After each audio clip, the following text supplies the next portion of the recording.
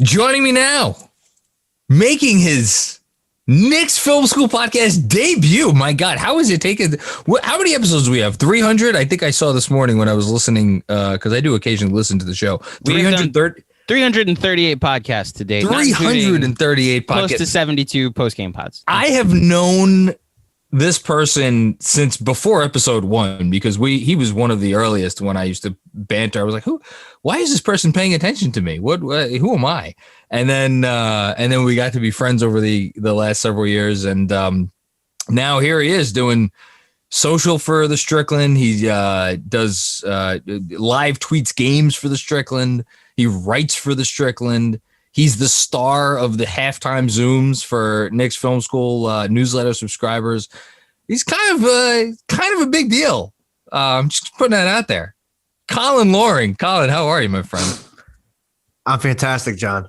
I think you owed me that after setting me up with the Atlanta Hawks commentator guy before this. I'm like, okay, yeah, John finally wants me to have me on the podcast. Yeah, I'm sure he's just going to line up a curveball or a softball, before the. No. The Atlanta Hawks broadcaster. We have a back-to-back with Walt Frazier and Patrick Ewing coming up tomorrow. So, Jesus, yeah, sound like the icing in the middle. I'm okay with that. Listen, the icing. The icing's the best part. I mean, we know that. Depends on who you ask. I'm with it.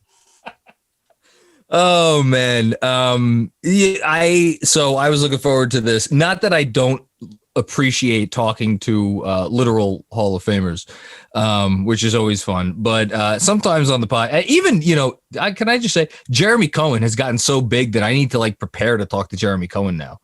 It's crazy. It's gone to his head. I needed an episode where I could just come in and talk to one of my friends. So thank you for doing this. I appreciate it. Yeah, absolutely. Anytime you need that sweet relief, I'm right here. And you're providing it already. So here we are. It is Tuesday. The Knicks play a playoff game. We should say we now know is on Sunday. I'm waiting to find out the exact time. Where are they playing that at, John? I think they are playing that in Madison Square Garden. That's what I heard. Wow. That's what my sources tell me. That is fantastic. Isn't that wild? I'm ecstatic. I'm ecstatic too. I feel like the week, God, this season's been such a whirlwind. I felt like there was all of the nerves coming into the final 3 games where it's like, we're not going to get 3 in a row. They're going to fuck up somewhere here. And then they got past it in the way that they got past it, which was not without very tense moments and frustrating moments and the whole thing. And now to kind of mentally get from the end of the season to okay, we got a playoff matchup against a team that we all feel like, okay, the Knicks can win this series. But then it's like, oh, wait a minute. This is a really good team we're playing. I just want to check in with you. Where are you at right now on Tuesday, the week before the first Knicks playoff game in 8 years? I haven't decided. I think it's the best way to put it. I feel like I kind of go through these different phases, different mindsets throughout the day. I feel good. I think is probably the best way to put it broadly. Because it's hard to feel bad about what's happening. It's hard to be too upset, with the hand that we're dealt. Again, it's who said that we're playing on house money? They always say, is it Jeremy that says we're playing on house money? Somebody says that. I think I've used that line. Yeah, or you, or your greater known counterpart. We are playing with house money. So what are you going to do? I feel it's how upset can you be about going into the playoffs against somebody that you swept throughout the season? I don't think that, that inspires too much caution. If anything, cautious optimism.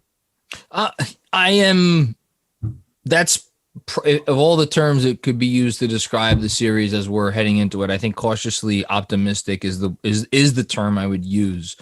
Although I've been digging into some of the numbers over the last few days, and let me tell you, there's some scary stuff out there in terms of what the Hawks, some of their starters have done against us, which gets into some other issues about our starting lineup and perhaps, some adjustmants that could be made. Are there issues with the starting lineup though?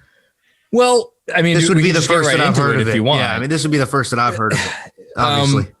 So I'm going to spoil tomorrow's newsletter if I get into this, but that's not okay. that you've ever done that before. I've never done that before in my podcast or anything. Yeah, no, first time. So the Knicks have obviously played the Hawks 3 times this season.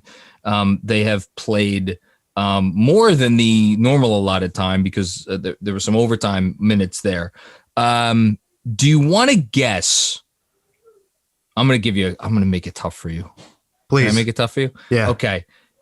There is a difference of a certain number of points between how much the Knicks have outscored Atlanta when Elfrid Payton is off the court. You with me so far? And how many points they have been outscored by when Elfrid Payton is on the court. I'm not going to ask you for exact numbers. I'm just going to ask you for the difference in the points. Again, between how many points they have outscored Atlanta by when Payton is off the court and how many points they have been outscored by Atlanta when Payton is on the court. Can I broad stroke it and just say it's double digits? Can you might want to pick it up a little bit. Go up a little bit more. You might want to go up a little bit more. It is that bad. Let's 25. So when the Knicks have had Payton on the court, they've been outscored by Atlanta by 21 points. When Payton has been off the court, they have outscored Atlanta by 47 points for a difference of 68 points. Wow. Jesus Christ. And again, we don't want to turn this into the Elfrid Payton discussion, but well, Andrew 68. That was the number. That's 68. That would be 68 points. So, and again, I bring this up because I've been spending a few days trying to dig into the series and thinking about it from every angle. And it's crazy how much this really comes back to when the Knicks have mixed up their lineups and it's quickly on the floor and Rose on the floor. They've been really good. And then at other times, the Hawks starting lineups especially have run roughshod over the Knicks and certainly are scoring at will. So that's why I guess when we talk about confidence, it's like back to basics. I feel good. I still feel good because the Knicks have shown the ability to do really well against the team. But at the same time, I am like, man, there is the potential here for some difficulty, especially because the Hawks are like, they kind of have their whole team now and Bogey's there and Hunter's there. And it's like, I feel like it's not your simplest first round series. You know what I mean? No, it's very complex. Again, this isn't anything that I think, did you see that was somebody put out the predictions? I'm assuming it was ESPN, and it was everybody had like Knicks in 6 or 7. Okay. And then there were like 2 people that had Hawks in 6 or 7. Okay. I think it's a lot more close than that. Oh, I think it's closer by a lot of means. Yeah. I think that, and especially if you bring like Elf into discussion, I think the Knicks and the Hawks go toe to toe if Elf isn't on the floor, but it's how much is he going to play, and what is the 68 points going to look like when it's through the lens of a playoff series?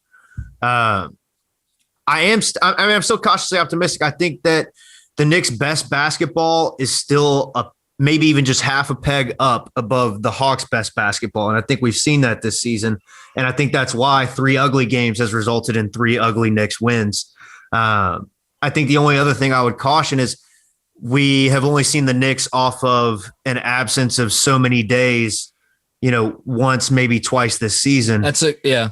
And Randall in particular, I know when we came back from the All-Star break, he had a complete shit game, if not, multiple games. He said it after the game. He's like, when I come off the All-Star break, I traditionally have a terrible game. Right. And he had one of his worst games. Probably one of his 2 or 3 worst games of the season. And you figure the All-Star break is what? Maybe it's a week at max. I don't think it's even that. And he was in it. And he was in it. Yeah, I'm sorry. See, I'm even just like regressing back to. Yeah, but it's a great point. And it's a legitimate worry, especially since, again, going back, just looking at the games and how they played out, the Knicks have won in a lot of different ways this year, and Alfred and I can't get Elf off the brain.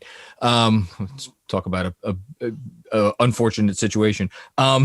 Julius Randle has been at the center of so much good that they have done, but at the same time, I feel like they have won in a lot of different ways.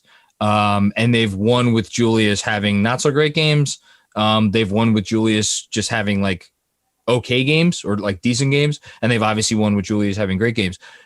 He's had great games against the Hawks, and maybe one was 42, I think the other was 40, the first one was a little bit less, but like everything that they did on offense was predicated off of his ability to just get a bucket whenever he wanted against his team. And so you're talking about a lot of pressure on a guy who, this is still the first year he's been this type of player, which I don't know. Does that worry you at all? I can't tell if it worries me. I honestly don't have an answer. It doesn't, because I don't think that it's the playoffs. I'm not sure that the pressure, I mean, how much more weight is on his shoulders as opposed to the regular season, right? Like in New York. Yeah. In New York, talked about this, about what it is to play. And you're coming off the year that he just had, where a lot of people, including myself, were trying to package him with second round picks for, whatever we could get. Yeah. I don't know if that's the thing that's going to break him. And that's the thing. I'm not saying he's going to be broken. But for him to snap in and lose them a playoff series, at least by pressure ways, right? Like, yeah, I don't think that the playoff stage is something that's going to interfere with his game, just based on the things that he's had to go through in New York and the way that he's been able to sustain his play largely, outside of a couple just really, really bad games this season. I think that gives me the confidence. And in the contrasting side, though, I would argue the Knicks rely on Randle to get buckets. Imagine like Atlanta, right? And I haven't watched Atlanta aside from the 3 games that we played them this season. I've caught some highlights here and there. The Hawks need Trae Young to be Trae Young for every minute that he's on the floor. I would argue that the pressure is greater on him than it is Randle at this point, just because when he can't keep the offense in flow, and when he's having bad games, I think it weighs them down more. I would argue that in those games that they've fared worse than the Knicks have in Randle's bad games, I guess. That's a fantastic point, because here's God, I wish it always didn't come back to Elf.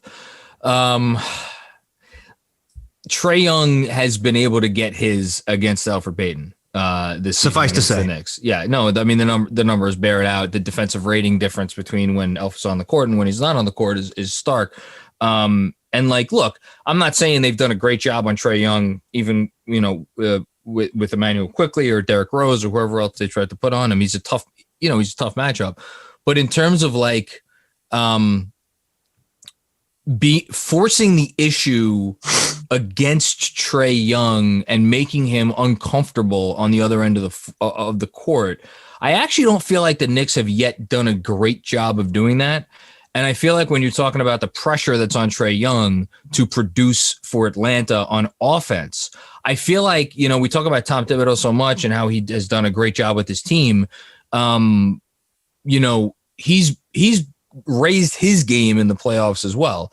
I wonder how much that they will adjust to target Trae Young on when they're on offense, to then try to make his life that much more difficult, maybe get him into foul trouble, whatever the case may be. And then the other part of it is the Capella piece, which is like, okay, even if Trae Young isn't maybe hitting threes at his usual, well, although he hadn't hit threes that great this year, but like, let's say the floater's not dropping. Let's say they put Reggie Bullock on him. Let's say they go outside the box. Like, he still has that lob to Capella. I just think, and then there's the bogey piece, who's like another ball handler, another shooter, another guy that could beat you. And that's why when I think about Atlanta on offense, I start to get a little scared, but I also then think back, like, the Knicks have some counters. It's a really complicated matchup. I really think it's tit for tat. I think in almost every way. Particularly with Randle, right? Like, when you look at Randle, you see a guy, there's a lot of similar things that they can get from John Collins on that end, right? Like, he can space the floor and he can hit threes, and he's done so at least semi-consistently, like against New York. Like, he's had a pair of threes all 3 games, I'm pretty sure, against us this year. Like, he can do almost all of it aside from the create aspect. It's that black hole that we keep referring to. Yeah. And it's how much goes into that. But do we really think that that's Tibbs? Like, is that his MO? Like, I'm trying to think to his last like playoff series, right? Like, is he going to target Trae Young, or is he going to, if it ain't broke, don't fix it? We're talking about a guy that started off for Peyton 63 out of 63 games. Like, they've won the 3 games. And as you said, I don't think that they've gone out in those games and been like, you know, wearing signs around their chest that say, we're coming for you, you know? Yeah, no, I could. So then let's transition to this. What do you think the Knicks need to do to affirmatively win this series? Because if I'm just looking about like, okay, the Knicks are advancing to the second round. What did we just see? I think we saw a great series from Julius Randle. But I also think I guess that's on offense. That's the most important thing. And then on defense, I feel like they can't win this series if they let Clint Capella go absolutely balls to the wall. And the last 2 games he's played against us, he's averaged 20 points and 20 rebounds. You know, a few more 1-and-1, a few more. Yeah, he's only averaging 17 rebounds in the series. Like, it's not like, you know, the game before that he was doing he was as well, and that was with Mitch present. So, you know, shout out to Clint Capella again. Like you said in your last podcast. Did you have most improved? You had Capella on your most improved ballot? No, I think I had him in my most improved discussion, but I also had him third on my. He's had a great season, and people aren't talking about that enough. And that's it. But one really quick thing. That said, when the Hawks have tried to put Capella on Randle, hasn't worked. Like it's been okay. It's been better than like Collins and like Bogey and these other guys, but like that hasn't been like the panacea. So I really do think if again we're talking about how do the Knicks win this series, I do think if they just give Julius Randle the ball and as long as he's like up for the challenge, I think they're going to have the advantage because I trust Tibbs' ability to shut down that pick and roll on the other end than I do like that their ability to shut down Randle. No, absolutely. And they haven't yet. And that's the one thing that we can confidently say. And the other thing that I like about going back and looking at the 3 games that we played, Randall's had his fair share of shots at the charity stripe. Like he's gotten the calls that we have so often bitched and moaned and groaned about him not getting in these games that matter, right? Like I think he had 12 or more free throws in 2. The first game, I think he only had 8, but again, that's the 7th or 8th game of the season. Like it doesn't necessarily speak to what we're about to see. Like I agree with that. Yeah. They have not been able to contain Randle. So as much as Capella can be dominant, and I mean, shout out to Mitchell Robinson. We miss you, you 275-pound whale. I don't think that that's a thing that's going to make or break, right? Like you talk about Atlanta as an offensive team. Let's see New York go out and hit their threes like they have in the series with Atlanta this year. I think there was one game they had 7 for 21, but before that they hit 13, 14, maybe even 15 threes in each of those games. I have it right here. You're spot on. They were 7 for 21 in the first game.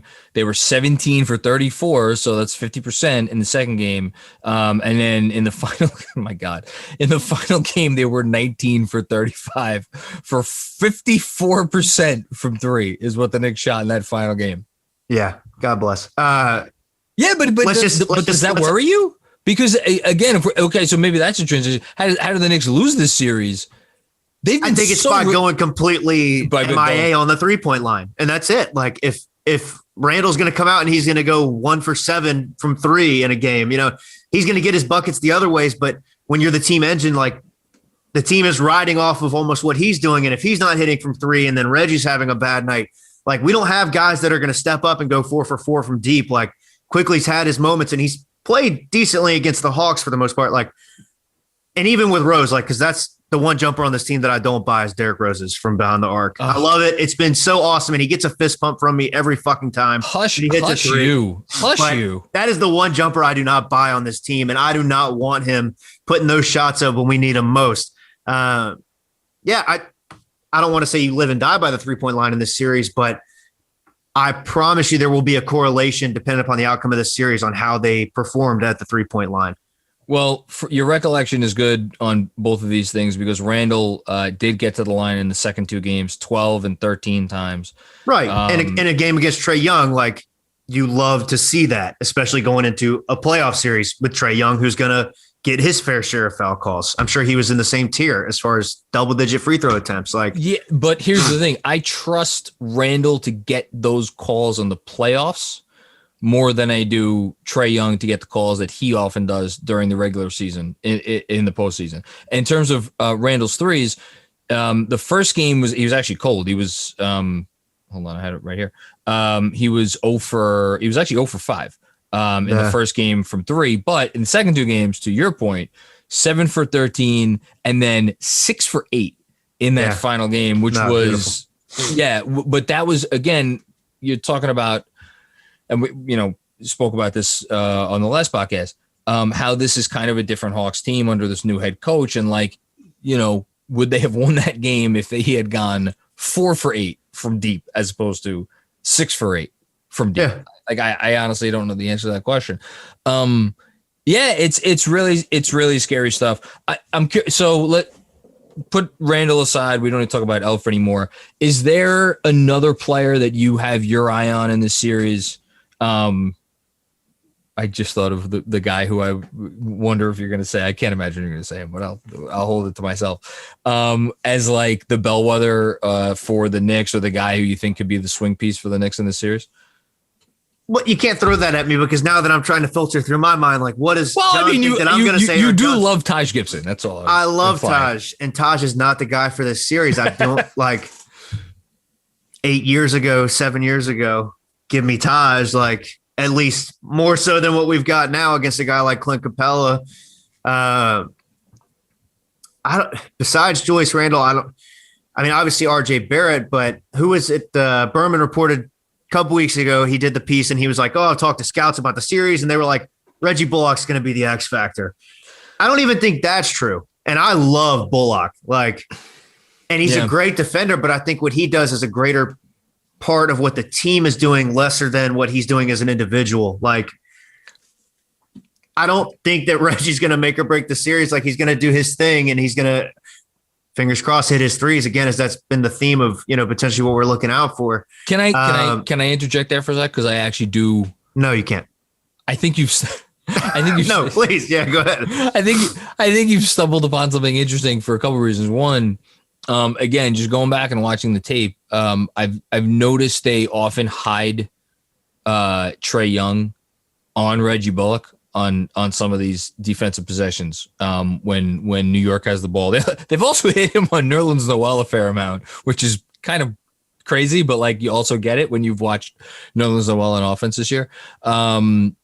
But I mean, they're trying to do everything they can. Give Nate Miller credit, and even Lloyd Pierce before him, for trying to minimize. He's a 15-year, right? 15 years he's been a head coach in the NBA. He's been a head coach forever, and he's always does a good job.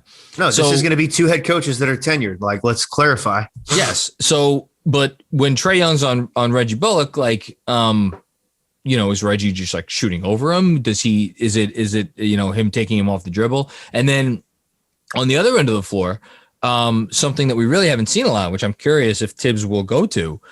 And again, we really haven't seen Reggie Bullock guard point guards. Have we seen it really at all this year? I feel like we haven't. They usually just put him on the best wing. Or if there's 2 good wings, they'll put him on one and Barrett on the other. Like, the notion of trying Bullock on Young for a period of time is another thing that's interesting to me. As opposed to, and again, who the hell knows what the point guard situation is going to be. But like, I think Reggie Bullock actually is a really interesting piece for the series. No, and as he should be. I mean, it's when you look at the roster and point guard omitted, because I'm over it. Yeah. we're all over it. We're all Barrett, over it. Barrett, Noel, Julius. And then you've got Reggie. And I think you said it and you may have hit it on the head. And if you didn't, then man, I've just been riding somebody else's coattails in that Reggie Bullock is not a starter, I don't think. I mean, in a perfect on a great world, team. Unless you got, he's probably your 5th starter on a great team. So obviously all eyes are going to go to him, though, right? When you have Randall, Barrett, and God forbid, Mr. Balloon Hands, Noel himself, like, it'll be, and I like the Trae thing. That would be, I wonder too, because Herter, and I'm a big Kevin Herter guy. Let me I like Kevin preface. Herter. I'm a fan of Kevin Herter. And he's been good on offense, or the offensive number. Let me rephrase that. The offensive numbers for Atlanta with Herter in these games has been very good. Yes. Yeah. I could probably speak to that. Yeah. Without even looking at it. I trust you. I'm speaking from Baltimore, Maryland. Shout out Terps, by the way. Former Terp, obviously. But he hasn't hit from 3 in the 3 games that we played. Maybe he's hit 4 threes, 5 threes. Yeah, it hasn't been a lot. You're right. So now is that, and because I haven't looked at any of the tape, and this isn't anything that's obviously just going to sit at the forefront of my mind. Is that something that Reggie's been doing, or is it a team thing? I think that would determine. I think he's just missed some. And that's the other thing is like the Hawks, again, in the 3 games against us, the Hawks from 3, in the last game, they were, I have everything right here. In the last game, they hit 35%. So, okay, fine, whatever, not great. The previous game before that, they hit 33% against us. And then the game before that, they hit 32% against us. And it's just like, okay, so none of those are particularly special 3-point performances. But, I think, and yet you look at the offensive rating that the Hawks have had with some of these lineups, and it's crazy. So it's basically like they're scoring a lot against us without really hitting the 3, which speaks to how dangerous they are. Here's the other thing I want to hit on before we talk about how the Knicks lose this series, which I feel like we deserve. We should give a few minutes. Emmanuel Quickley has been absolutely massive in all 3 games. His net rating, on-court net rating in, I think it's like 70 minutes, 71 minutes, something like that. It's like a Globetrotters versus Washington Generals sort of number. It's like plus 39 per 100 possessions. It's obscene. He's been awesome. Towards the tail end of the season, I feel like Quickley, not that he's been bad, but he's been uneven, and like he was kind of on this meteoric, level for a while, and then he was hurt for a bit, and then since he's come back, he's like, don't get me wrong, he's had some big shots, but we saw him literally take over games over the course of especially the middle of the season. He hasn't done that of late, and yet, against Atlanta, his performances have really helped catapult them to some of these wins. How do you go into a series if you're like Tom Thibodeau and be like, well, our rookie led us to these wins earlier in the year? Like, I don't know, but at the same time, maybe rely more on Rose. Like, is that a huge area of concern for you? Because it's kind of a huge area of concern for me. I mean, it has to be because I don't know if anybody has a grip on what Tom thinks of Quickley. Maybe it's just in game. We've seen him like practice some really weird behaviors with Quickley. I think throughout the season, he's pulled him quickly. Yeah. God damn it. I thought we were like well past this. No, but, and I think, what does that look like when it's the playoffs and the season is on the line? Like, again, that's the one thing that I haven't done. And I would challenge everybody to do. Like, I need to go back and look at Thibodeau's last time in the playoffs, and I need to look at what his rotations looked like, and did he change things and how he changed things. Like, I think you ride these guys that are going. I would hope, right? Yeah, if it ain't broke, don't fix it. Like, there's never been a better personification of the idea. Like, but he's done that with Quickley this season. When Quickley's going well, then he leaves him out there. Yeah. And when Elfrid Payton doesn't have 5 turnovers in the first quarter, he leaves him in. Like, we've seen that. Like, and it's funny. Like, I'm glad you said that, because Quickley seriously has not. Like, what is the last game where we were like on our feet, pants off, going fucking crazy for this kid? Like, pants off. It has been that term. Maybe it's just me. It's been a while. It's been a while. And God, if he gets one in the playoffs, because I think his last, it wasn't that kind of game, but I bet his last game against the Hawks was probably strong. And I'm thinking that was maybe a month ago. Yeah, I know his last game against the Hawks, he played 30 minutes almost. He was 29-53. He scored 20 points. Yeah. That is the last game that Quickley has played nearly that many minutes. Since then, would you look at that? Since then, the most minutes he's played was against Denver. He scored 18 points, but a lot of that was in, I don't want to say garbage time, but it was kind of in garbage time. Yeah. Other than that, he hasn't played more than 22. And other than that Denver game, he hasn't scored more than 13 points. So you're absolutely right. The Atlanta game was the last time the Quickly had kind of that sort of game. He was 7 for 11 from the field. He was 4 of 6 from 3. He had 4 assists. He was it was by the way, a plus 29 in that game. I'm not a huge fan always of games single being game plus minus, but like, you know, sometimes it's indicative of what we saw. And like you just said, like, is it possible Quickly? I think Quickly's going to need to have multiple massive games for them to win this series. Because again, they're not where they are this season in the 4 spot without him doing what he's done. And I just don't know. It's like, okay, you got Randall. RJ is going to do what RJ is going to do, although he's struggled. So that's this is my part where I interject and I push back. Please. Because you had one, now I get one. And Please. Andrew's keeping tally. I saw him. He has like a notepad. He has a pencil. He has a Yeah. pencil.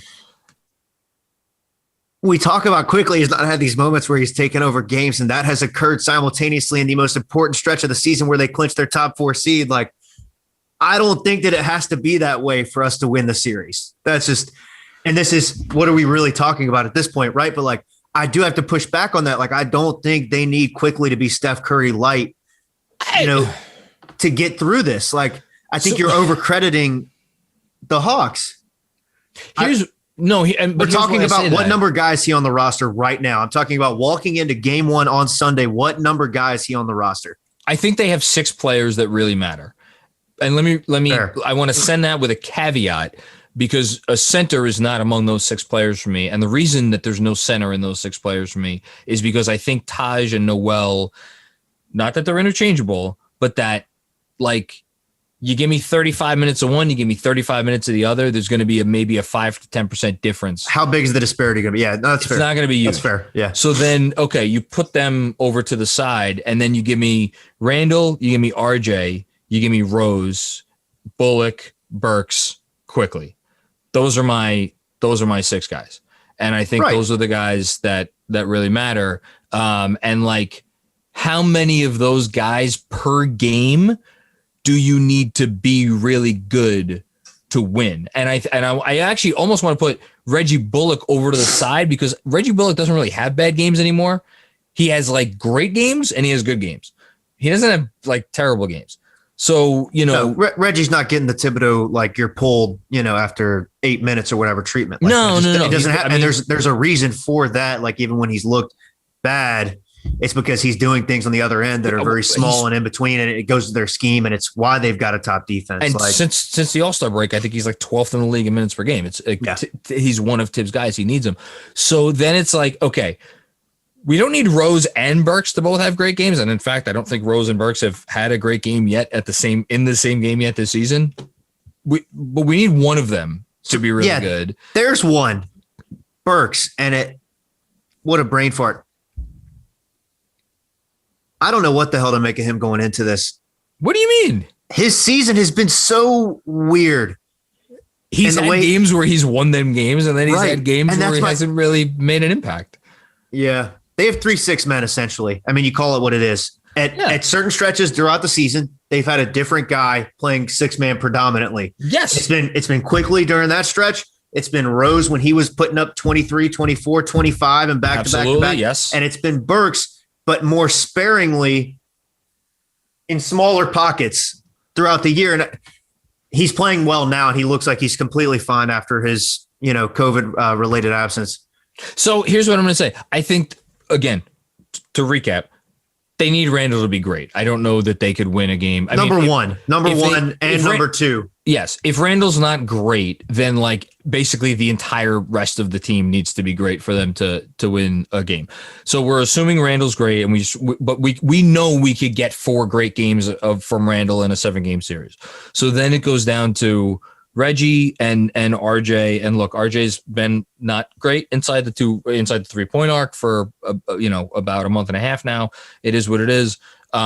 He could still help them in a lot of other ways. I'm confident he's going to be like, there's a baseline of confidence with RJ Same thing with Reggie. And then you get to those other three guys.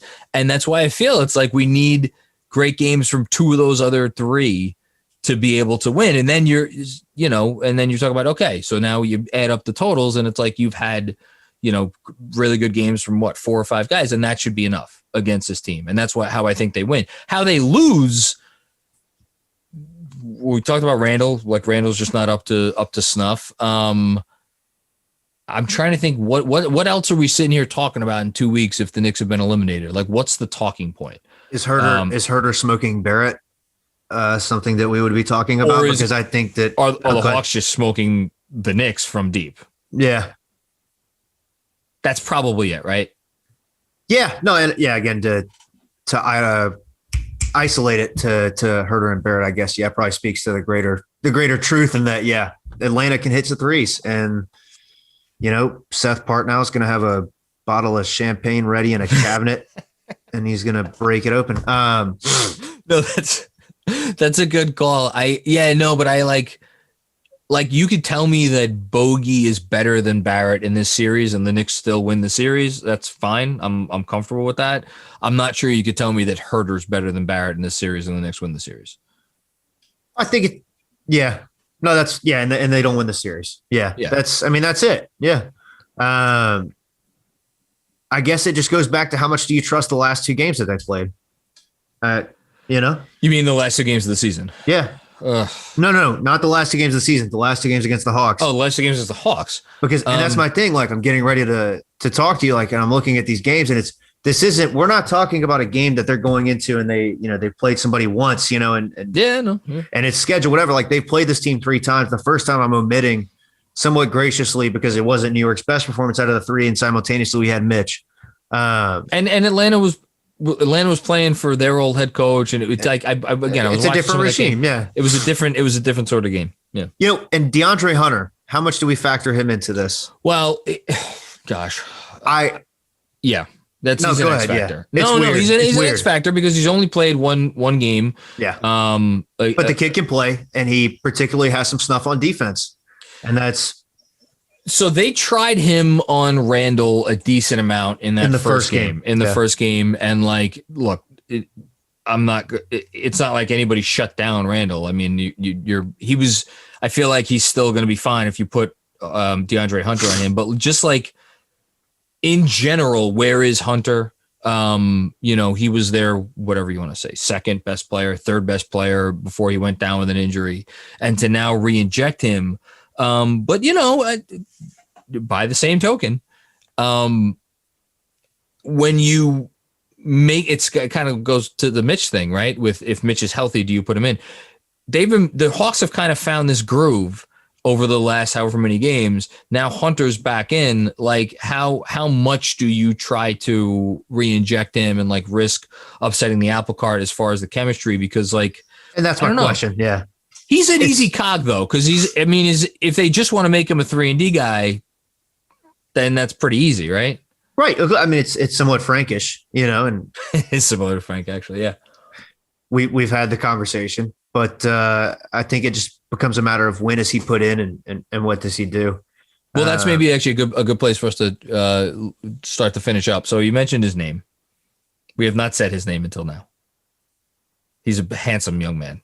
Does he still have the braids? I thought he took the braids out. No, he doesn't. Oh, yeah.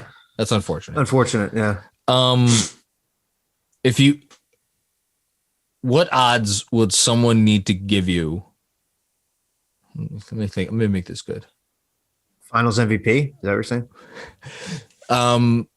So someone is like, okay, Frank Ntilikina averages 8 minutes a game in this series. What odds would someone need to give you to bet on that? Would you bet on it even money? Would you need like 5-1? I don't know what odds I would need. What I would tell you is that circumstance only comes to light if Knicks start this series like 0-2. It's just not happening. He doesn't get the 8 minutes. You don't think so? No. I don't know if I bet on it. Yeah, I'm not a rich man. Let me preface with that. I mean, who amongst us? Yeah, I'm actually anti-gambling. Let me preface with that. See, I'm not going to gamble. Wow. On this. I did not foresee that coming. I would need 8 minutes a game.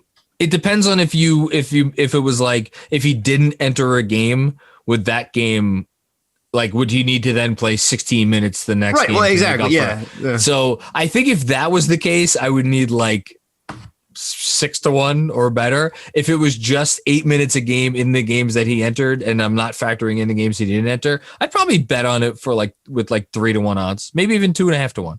He's certainly trended upward, like for Frank's standards over the last couple weeks. I feel like he's had his moments, and he's hit some threes, and Thibodeau has definitely put him out there earlier and earlier as the last few months toned down. You don't think that he does that for no good reason? I mean, I just look at what's the obvious answer here. The obvious answer is if you're only going to play Elfrid Payton for 5 or 6 minutes at the start of each half, and the purpose of but this actually where it gets complicated, and this is why some people are like, just put in Frank in the starting lineup. This is why I don't think that's not how it works. I don't think it's that simple either, because the whole reason, and again, I actually stealing from today's newsletter, what team in the NBA do you think Elfrid Payton has taken more shot attempts against than any other in the league this year? No crap.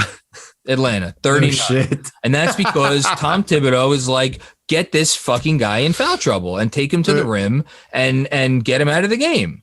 And Elfrid Payton has responded by hitting 14 of those 39 attempts because he sucks. Now, if you can't just put in, sorry, Andrew, you can't just put in Frank Ntilikina and say, go do the same thing, because we know Frank is wonderful for many reasons. Driving the lane and getting guys in foul trouble is not one of them. So that's why I think it becomes a little bit more complicated, because then it's like, okay, do you put in Derrick Rose to do that? Do you put in Alec Burks to do that? And then, does Frank then take the place of one of those guys? I think in it the has second to be. unit. Yeah. And but again, these are all questions that we have to ask, and we don't have good answers because we haven't seen this stuff during the regular season, which is unfortunate. I think that's gonna be something that I'm gonna bitch about, particularly when it comes to is you have the opportunity to do it, and I get it. Like in a season like the one that we've had. Well, let's see what happens. I'm not bitching now, but yeah. I think to pull Elfrid from the starting lineup in the middle of the regular season, and this is probably the best way that I can put it in this moment right now, 2 beers and 3 shots of whatever deep, is to do that thing, right, where it's like a white tablecloth restaurant, and the guy yanks the white tablecloth, and then all the china is still standing up. Wait, are you saying you could do that right now? No, I'm saying, but to do that is to literally pull Elfrid and then expect that everything else would remain the same. And we've got the data, right? So you're saying that's not realistic. Okay. It's just not realistic. Yeah. You can't just pull him. No. And then insert A or insert B. There's a reason why an underachieving team like the New York Knicks are where they are now. And it's got something to do with cohesion, and in some dark, dark hole in the world, there's a reason why they've played so at least good enough to get where they are now with Elfrid on the floor, at least at the beginning of the season. And let me say this. Here's and we'll finish up on this. I think there's some credence to that theory in this sense. Again, is this a reason for continuing to play the man? No, not necessarily. Of which there are none. Yeah, go ahead. Well, but hold on. I guess call this a devil's advocate point if you want. If you put Rose I don't think he would put. The more I've thought about it, I don't think he would put Burks into the starting 5, because I just don't think he necessarily trusts him as like a point guard to run the show. Maybe he does, but I think that's the only option. And here's why. If you put Rose into the starting 5, I think it does, because Rose is an older gentleman. I think it takes away some of those Rose quickly backup minutes. And I think Tibbs wants to have a safe I think he wants to feel safe. I think he wants to be in the Snuggie. I think he wants to be in the Snuggie for 48 minutes, not 38 minutes, not 42 minutes. I think he wants to be in the Snuggie for 48 minutes. And he knows right now he's in the Snuggie for 48 minutes because even with Elf out there at the start of the first and the start of the third, he knows he has his other guys. He knows he has Randall. He knows he has RJ. He knows he has Reggie. And then he knows because he doesn't have to put Rose in the starting lineup, he's also going to have Rose and Quickly and Burks in the second unit. And Taj. Obviously, Taj. To make him feel, warm and safe. And then he gets to go back to Randall. So I think it really does give him a sense of comfort throughout the entire game. Whereas if you put Rose in the starting five, there are going to be those, whether it's 3 or 4 or 5 minutes in a game, 6 minutes, 7, whatever it is, where you don't have Randall, you don't have Rose, and then you're looking for offense where maybe it's not to be found, which is why I'm going to go back to what I said to start this little thing off. I actually do think the thing that makes the most sense is to maybe put Burks into that starting five. I come from the same vein, and that's why I wanted to argue with you, is because at the moment I wasn't completely capturing what you were saying. It has to be Burks, I think, before Frank, before Rose. It's not going to be Frank. We know it's not going to be Frank. Well, again, we have a pool of participants. It has to be Burks if it's going to happen. Otherwise, I would rather them play it out the way that it is. Yes or no? I mean, God, would he do it? Would he do it? I don't know. I trust Burks to handle the ball. Like, you talk about the guy being the point guard and doing the show thing, and it's the playoffs and whatever. If he started out game one, no, he's not going to do that. But just could you imagine? Yeah. If starting line when the Knicks sent out their tweet, starting 5 for 9, it was Alec Burks replaced Velvet Payton. I'd get I've said I'll get the tattoo of Tibbs' face on my personage if they win the finals. I'd go out and I wouldn't even watch the game. I'd go out and get the tattoo right then and there, because that would to me speak to, wow, this guy's not fucking around. He knows exactly what he needs to do, and he's doing it. So yeah, again, it's just not happening. What a beautiful thing. Listen, that was a nice 10 seconds of serenity that you just put me in. And I was imagining me getting a tattoo. I was at the tattoo shop, obviously. Yeah. And I was, no. How many tattoos? We're done now. So how many tattoos you got? Double digits. Oh, wow. Maybe 12. Oh, I'm jealous. One of them is not the KFS logo. I need to preface. Oh, that's what I should get. Maybe that's the next one that I'll get. I wonder if my wife would be okay with that. That would look great under your eye, like a little teardrop, but it's like the little. Let's throw it out there. Where would I get the KFS logo? I have a Taurus here, right? Because I'm a Taurus, so maybe I get it. Okay, so that makes a lot of sense then. So you're a Taurus. So yeah. Before I throw it to you to let people know where they hold on, John. Yeah, I was about to throw it to you, Andrew. Well, so for the podcast listeners, you said I have a Taurus here. Oh, sorry, my chest. There we go. Sorry about that. Video and audio medium. There you go. Thank you, Andrew, You're producer welcome. Extraordinaire. Of course. Anything you want to toss in before I send it to Collin to let us know? Well, no, Collin, it's good to I put on the Mitchell and Ness hat that I had because it is like looking in a mirror currently, between the glasses and the hat and the blue and the Knicks, and we're doing the Spider-Man meme at the moment. I'm okay with that. So Collin, you run most of the Strickland social, or at least do you run the Strickland Twitter account? I was going to say, the best kept secret in all of NBA Twitter is that I actually am Alex Wolf and I'm running the Strickland. Has anyone ever seen Alex Wolf and you in the same room? No, that is that has never happened. And there's a reason for that. I'll leave it be. We're cracking some codes here on this is interesting. Film School Podcast. Illuminati.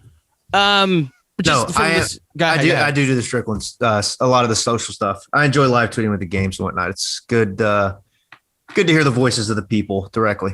So as John has mentioned multiple times on this pod, he does not have time to scroll through Twitter as much anymore. And you, as part of your gig, you have to be kind of on top of what the Twitter discourse is. Now, obviously, number 6 is the number one source of consternation, the lightning rod that this season has been.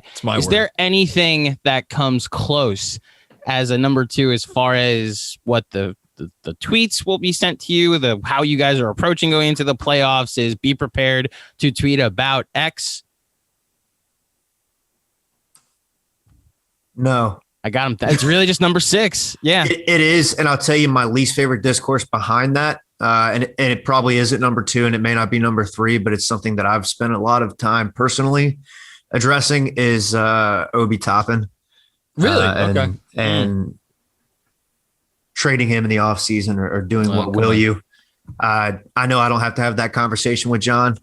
John has been on the right path with that, which is we've seen enough. Now you just kind of let it ride for the temporary. I sung Obi's praises earlier today for a newspaper story that I think is coming out in some Dayton newspaper this week. Oh, okay. But yeah.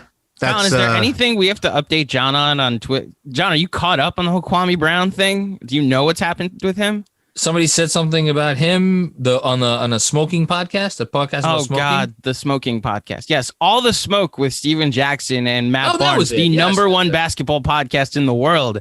We're not the number 1 basketball podcast in the world. We're the number 1 Knicks podcast in the world. Shout out to Pod Strickland. I'm just going to say that this has escalated into Collin, are you aware? Are you caught up on all of this? Oh yeah.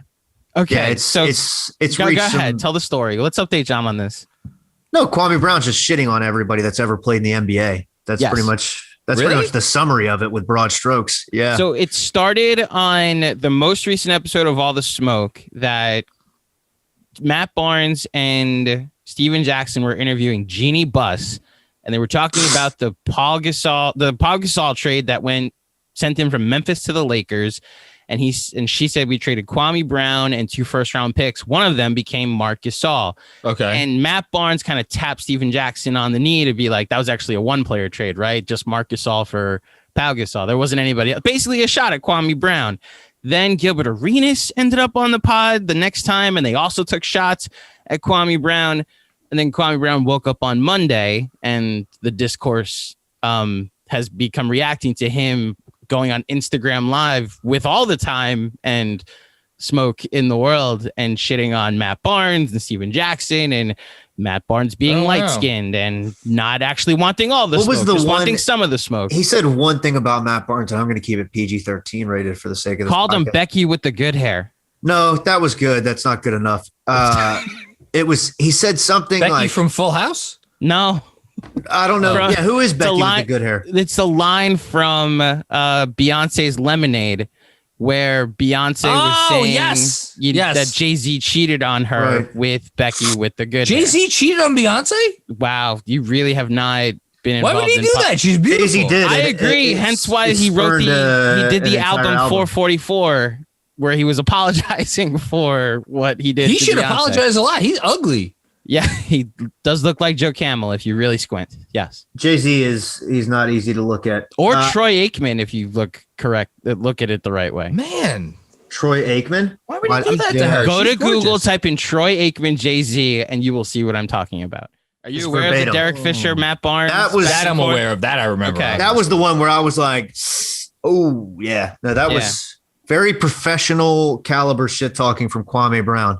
That's really good. Yeah, I was really impressed. Obviously, he has some semblance of talent that no one was ever privy to. How many of these guys are former Knicks? Matt, obviously, Derek Fisher, former Knicks head coach.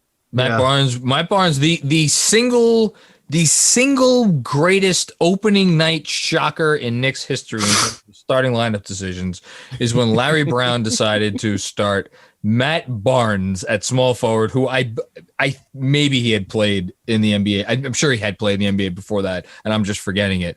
But it was I will never forget that night because I was excited about that season. It was like Larry Brown's awesome. He's a Hall of Fame coach. We're gonna win 50 games this year. And soon to be usurped by Alec Burks as starting point guard. There you go. Right? Yeah. In game 1 of the second round. Are you prepared for that tweet? I'm with you, Collin. That's not going to happen, and it's why my Hawks in 6 prediction has only gotten stronger as the week has gone on. Listen, me personally, I've been I was preaching last week that give me the Heat because I actually think the Hawks. That's even worse. I think the Heat are there for John, the you're tying your name to this guy? This is bad PR. Where's your advisory board? I've been on the record backed by the only reason people are afraid of the Heat is because it's the Heat. There's nothing statistical based on this season. Those are famous last words, my friend. Those are famous last words. Listen, if the Heat go out and beat the Bucks, I'll say I'm wrong. Hand up. That's on me.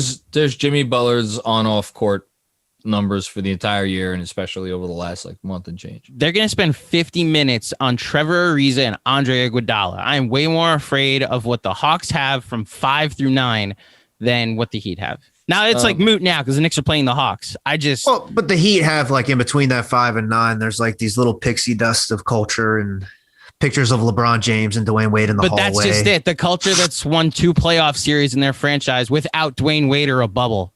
Can I give you a random stat? Yes, please. Since you like talking about how bad the Heat are, man, I really do have a lot of useless fucking information. The Knicks this season have faced 22. Oh wait, no, that's the wrong. Yeah, the Knicks this season have faced 22 different 3-man lineup combinations. That have played 24 different 3-man lineup combinations that have played at least 50 minutes against them. Do you know who the lowest offensive rating of those 24 3-man lineup combinations, again, that have played at least 50 minutes against them is? Is it going to be Bam, Jimmy Butler, and Hero? Oh, not Jimmy. It's Bam, Hero, and Andre Iguodala have a 90.7 offensive rating against the Knicks in 54 minutes against them. Don't ask me why I know that. Collin, my thought with the Heat was I thought he was going to contrast that with what the numbers were with Jimmy in place of one of them. Yeah. Now, Jimmy Butler, Bam Adebayo, and Duncan Robinson 115.8. Right. Future Nick, did you say that? No. Again, Jimmy Butler's really fucking good. Collin, my thought was more I believe the Knicks with this newfound rotation where Elf can even play 6 minutes at the beginning of each half and then Rose takes over the rest of the game. I think that version of the Knicks can beat the Heat, and it's more just first to 100. We're playing in the 90s rather than those 12 minutes actually do scare me. I don't want the Knicks to be playing from behind against this Hawks team that is just constant offense. If there's a game that is one team scores under 100 points in this series, I'd be shocked. That's the thing. The Knicks are going to have to, it's going to be first to 115 every game. And I don't trust the Knicks they're wasting 12 minutes a game trying to get to 115. Unless there's a major radical lineup change. Yeah. I don't know. We'll find out soon enough. Yeah, Miami's Miami. I don't think there doesn't need to be expansion. They're the Heat. That's the whole take. How far has that gotten them, Andrew? How far has that gotten them? Without Dwayne Wade or a bubble. How far has it gotten them? Watch when we see them in the Eastern Conference Finals. Then I'll hand up. That's on me. Collin, can you once again just let the folks at home know where they could find you? Yeah, it's at Cologne Loring on Twitter for all the greatest banter that is about absolutely nothing. To John and Andrew, thank you so much. To John and Jeremy, I would take John Wall over Elfrid Payton. And to the rest of Knicks Twitter, let's get this series win. It is Knicks in 6. There you go. There's a prediction. Can I just jump in real quick, John? Can I jump in? Yeah, please. Because Collin was this is where I'll help you out with your promotion. The Twitter spaces that you guys do after every game. Oh, yeah. We've been promoting. Obviously, you have your Knicks Film School post-game show on YouTube Live. There's Knicks Fan TV and other post-game shows. If you want, they go late into the night where I will be done and edited with our podcast. With our show, John, and then I'll look on Twitter and the Strickland guys are still talking on Twitter Spaces late into the night. So Schwinny Poo's usually there. Stacey Patton is there. So check out the Strickland's Twitter Spaces post-game discussions over at the Strickland's Twitter page. And if you want even more of this sort of banter, subscribe to the Knicks Film School newsletter so you can come to the halftime Zooms that I do and listen to us wax poetic about Taj Gibson, and mostly Taj Gibson. That's really There it is. That's all we need to say.